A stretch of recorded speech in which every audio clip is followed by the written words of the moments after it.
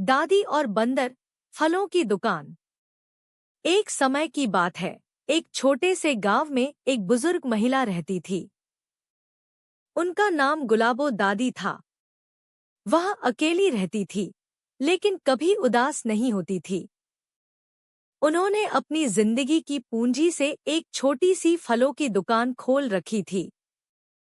उनका दिन सुबह जल्दी उठकर पास के बाग से ताजे फल लाकर उन्हें धोपूंछ कर सजाने से शुरू होता था। गुलाबो दादी की दुकान गांव के चौराहे पर थी। वहां से स्कूल, पंचायत और मंदिर तीनों के रास्ते जाते थे। हर दिन बच्चे स्कूल जाते समय दादी से केला या सेब खरीदते, बूढ़े लोग संतरा लेकर जाते और औरतें घर के लिए आम ले जाती।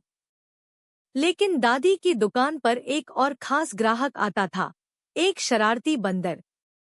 यह बंदर पास के पेड़ पर रहता था। उसका नाम गांव के बच्चे झुनझुन रख चुके थे। वह रोज सुबह आता और दादी की आंख बचाकर कभी केला, कभी आम चुरा लेता।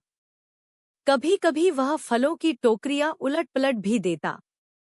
दादी कई बार परेशान हुई, लेकिन उन्होंने बंदर को मारने या भगाने की कोशिश नहीं की। वह कहती, शरारती है, लेकिन जानवर है। समझदारी से काम लेना पड़ेगा। बंदर की शरारतें और बढ़ी। एक दिन दादी ने बहुत ही अच्छे और महंगे सेब मंगवाए। उन्होंने उन्हें एक सुंदर सी टोकरी में सजाकर सामने रखा। तभी झुनझुन आया और एक सेब उठाकर भाग गया। अब गांव वाले भी कहने लगे, दादी, इस बंदर को भगाइए।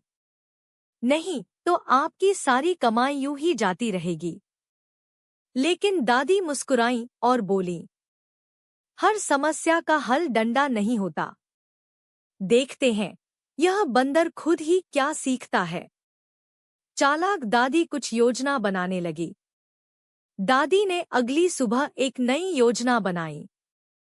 उन्होंने आम की टोकरी में कुछ आम ऐसे रखे, जिनमें नमक और मिर्च भर दी। फिर उन्होंने टोकरियां सजाईं और रोज की तरह दुकान खोली। झुनझुन आया और आदतानुसार एक आम उठाकर पेड़ पर चला गया। उसने आम को खाया और उसके मुंह से चिल्लाहट निकली, चीख, चीख, चीख। उसका मुंह जल गया। गांव के बच्चों ने तालियां बजाईं। झुनझुन बहुत नाराज हुआ, लेकिन फिर भी अगले दिन वापस आया। अब दादी ने दूसरी योजना बनाई। उन्होंने एक कोने में एक छोटी टोकरी में अतिरिक्त फल रखे और उसके पास एक छोटा बोर्ड लगाया, बंदर के लिए। झुनझुन आया, टोकरी देखी और बिना कोई शरारत किए उस टोकरी से फल लेकर चला गया। अब यह रोज का नियम हो गया। झुनझुन अब कोई भी नुकसान नहीं करता था। दादी रोज एक दो फल उसके लिए अलग से रख देती। एक दिन की बात है। सुबह सुबह गांव में जोरदार बारिश हुई। रास्ते गीले हो गए और कुछ दुकानदारों की दुकानें खराब हो गईं। दादी की दुकान पर भी पानी भरने लगा। दादी परेशान थी कि कैसे फलों को सुरक्षित रखें। तभी आश्चर्यजनक घटना घटी। झुनझुन आया और दादी की टोकरियां एक-एक कर ऊंचे मंच पर ले जाने लगा। उसने कुछ बच्चों की मदद से सभी फल बचा लिए। गांव के लोगों ने यह देखा तो सब दंग रह गए। बंदर तो हमारी दादी की तरह ही समझदार निकला। अब झुनझुन दादी की दुकान का हिस्सा बन गया। वह हर दिन वहां बैठता, बच्चों को देखता और कभी-कभी फलों की रखवाली भी करता। जबकि बंदर ने फलों की बिक्री और बढ़ा दी। अब जब लोग दुकान पर आते, तो झुनझुन को देखकर मुस्कुराते। बच्चे ज्यादा फल लेने लगे ताकि झुनझुन को भी कुछ दे सकें। गांव में दादी की दुकान एक मिसाल बन गई, जहां दादी और बंदर दोनों मिलकर दुकान चलाते हैं। गांव के मुखिया ने दादी से पूछा, दादी, आपने इस बंदर को समझाकर इतना बड़ा बदलाव कैसे लाया?